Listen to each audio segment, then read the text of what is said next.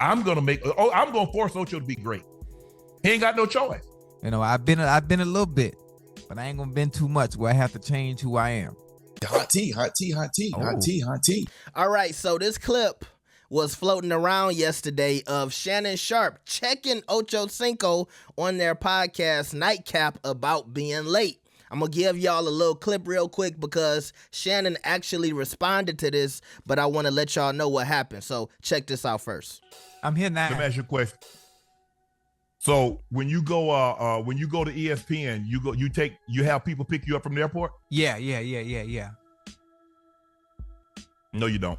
When you do inside the NFL, you have people pick you up from the airport? Yeah, at the beginning, yeah. No, you don't. So I'm just trying to figure out why with your show would you choose to take that route when you don't take that route for ESPN and inside the NFL? I wasn't lying. I'm dead serious. When I fly into Philly, I have somebody pick me up from Philly. When I fly into New York, I have somebody pick me up from New York. I'm serious. That ain't what they told me. I just talked to ESPN. Hold on, listen to me now. It's documented. It's documented. I'm just telling you. But all you have to do is just search my tweets. I've been doing it the past 15 years. I always do this.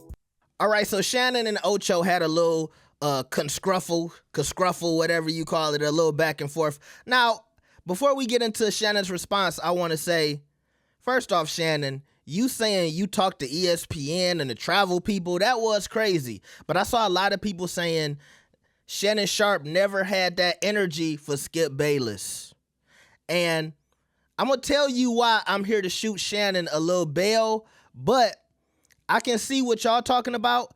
But I actually went back into the show, and I remember when Ocho first got this job from ESPN.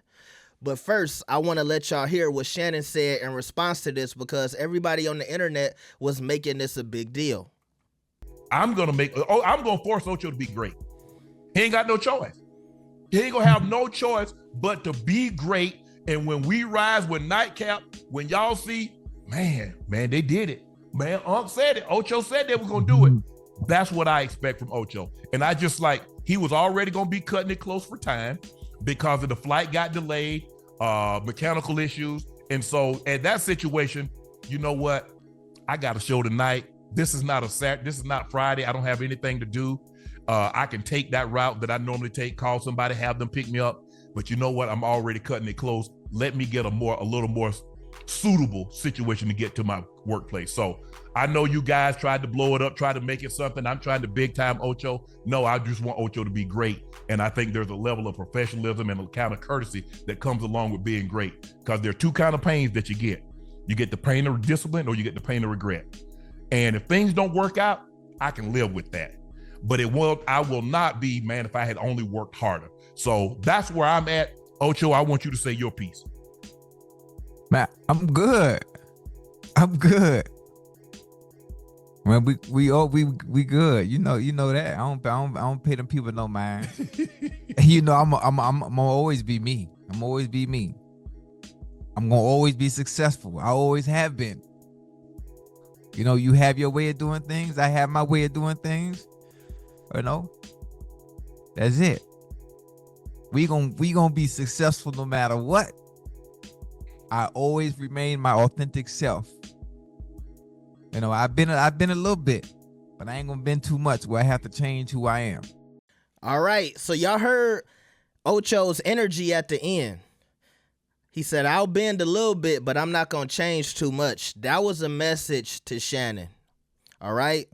Now, what I was referring to earlier, I remember when Ocho first started going on the ESPN, and I remember I felt a certain type of way about how Shannon responded to that, because I was like, I know Shannon ain't talking to Ocho as if he the only one who can be on ESPN. But I remember distinctively they were having a conversation about travel. And I think they were talking about, you know, whether or not Ocho would fly in or he would, you know, be working in New York, or would he be staying in New York? How would he get back and forth? And now, yesterday, we had another conversation about travel, and Shannon saying, hold on, you on time to ESPN, and Shannon's talking about, you know, Ocho getting picked up and whatnot. So I'm thinking to myself, well, maybe I was reading that conversation wrong when Ocho first started appearing on ESPN, and I was thinking Shannon was a little jealous, but maybe Shannon at that time was thinking, I don't want your ESPN responsibilities to interfere with your responsibilities on my show, especially when some of the other opportunities that Ocho is getting now are probably from people watching him on Nightcap. Now, I will say when Shannon said, I talked to the traveling people, that was a little crazy. And I will add that I can understand how people could look at Shannon checking Ocho as a little disrespectful and comparing it to his situation with Skip Bayless. But also, that was Skip Bayless's show. This is Shannon Sharpe's show, okay? It's two very different situations, all right? So yeah, when you an employee, you might learn to tuck your tail and not say too much. But when it's your show, you gonna speak up. So I'm a little 50-50 when it comes to Shannon possibly having a power trip with his show, because I can understand how you could be, quiet at your workplace and then a little more vocal when you the boss, okay? Also, I want to add that this is also probably coming from the fact that Ocho, and I can't really speak to everything Ocho has ever done in his career. I'm not the biggest NFL fan. But shout out to the Lions last night for getting that win. They won me a couple of dollars.